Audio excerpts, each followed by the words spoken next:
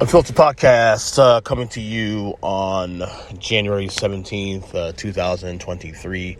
I'm here in line waiting for my kids to get out of school. So, a couple minutes to step in here and suck a little shop here. I actually would like to recap, Super Wildcard weekend in the NFL. Kind of gave me 5 things that stood out for me over the course of the 6 games that were played for Wildcard weekend. Again, this is the Unfiltered Podcast. Here's some 5 takeaways. Number 1, first takeaway here. I know last night's game might be Tom Brady's last game of his career. Might be the last game of him as a Buccaneer. Who knows? Maybe he's back next year as a Buccaneer or somewhere else. Here's what I will say about the Tom Brady thing. And this is where I tend to steer away from some of the mainstream media narratives here. I think Tom Brady is still one of the 32 best quarterbacks in the NFL. In fact, I would dare say he's probably still one of the top 16 in the NFL. I would still say I will take Tom Brady in a 1-year sample for one season right now in 2023 over probably half the quarterbacks in the league right now. The Bucs going 8-9 this year, having a losing season despite winning the NFC South, is not because of Tom Brady. No, not to say Tom Brady played absolutely astounding football this year. No one's saying that. But to sit here and say that Tom Brady is the reason that this team was not good is very, very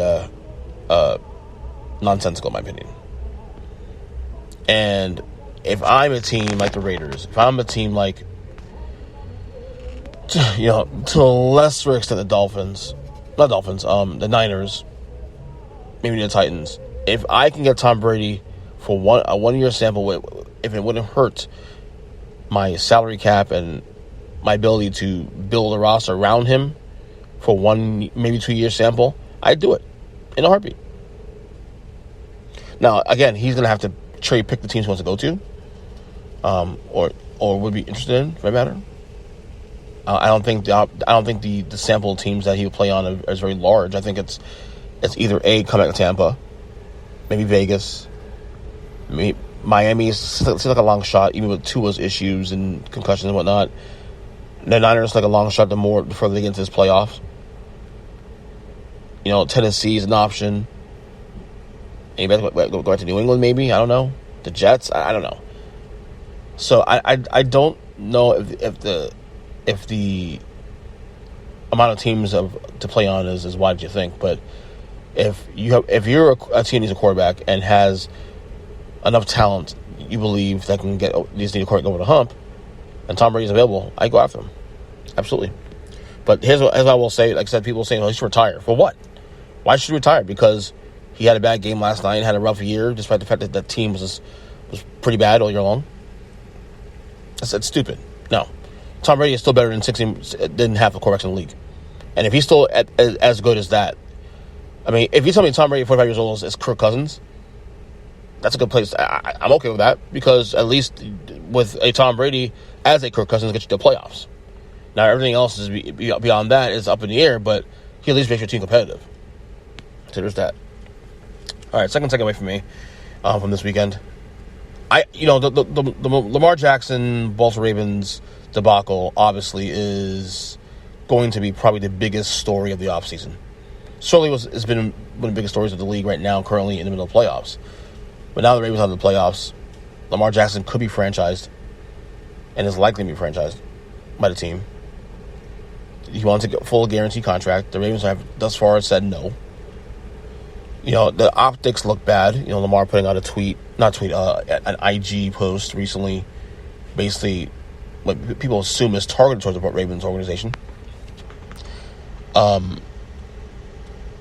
I feel like, in spite of that, I do think that the relationship between Lamar and the Ravens can be salvageable.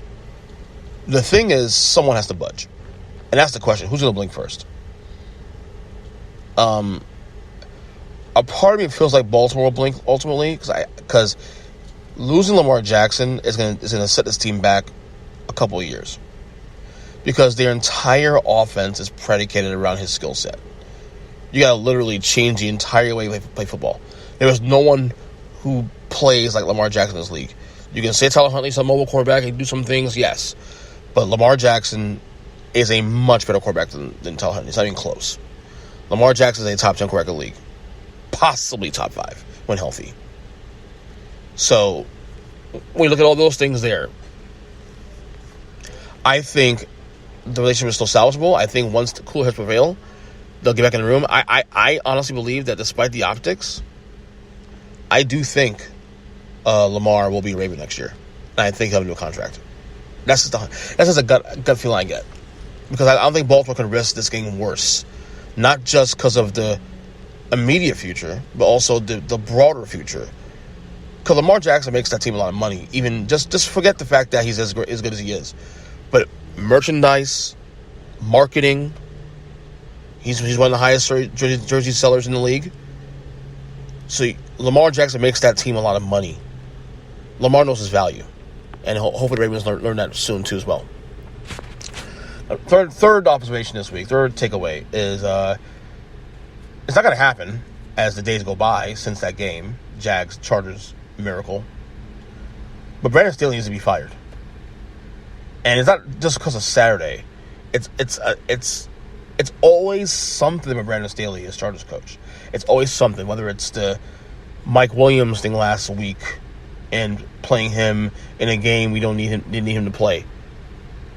Especially as a player who's obviously injury prone. Whether it's bad play calling or fourth downs, excessive fourth down play calling. You know, I'm not someone who's going to sit here and say and advocate for people to lose their jobs. I'm not that guy. But Brandon Staley has made it hard. Now, is it going to happen? Probably not, because they've already fired their offensive coordinator and quarterback coach. And I just don't think that the Spanos family, Dean Spanos and company, the owners of the Chargers, they're historically cheap. They're historically cheap. They're not going to pay anything. And because of that fact, they would rather probably have Brandon Staley be head coach this another year.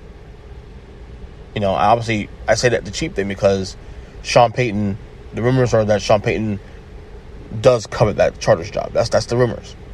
And obviously, him wanting to work with Justin Herbert, I mean, obviously, I wouldn't blame him. But the Spanos family is not a ownership group has been one that has been willing to pay a lot for their guys. So the more we get removed from the game from Saturday, the less likely is that Brandon Staley will be the Canada's Chargers coach. But he probably should, though. Fourth takeaway. It was great to see mostly competitive games over the weekend. Last couple of years, actually, for the most part, most of the wildcard games have been, let's just say it's been trash. You know, a lot of it, too, because they've added that seventh seed in each conference, which is supposed to add more parity, but in some cases, at least the wildcard weekends the last couple of years, it's stand to reason that it's helped. But we had, of the 6 games, we had 5 competitive games, you know, throughout the weekend. Like, even San Fran, Seattle, the score is not indicative of what the game played out. That was a close game going late into the third quarter. Seattle had a chance to take a lead that game late in the third quarter, and then once Geno fumbles the ball, the floodgates open in San Francisco. The only game this weekend that was a blowout from start to finish was the Bucs and the Cowboys last night. So it's good to see some competitive football this weekend for once. In wildcard weekend, and I expect actually hopefully more of the same in divisional weekend as well too. All right, finally, last takeaway from the weekend. You know, I love Tony Dungy. Tony Dungy is awesome, great man of God, great human being, one of the better coaches in history in the league.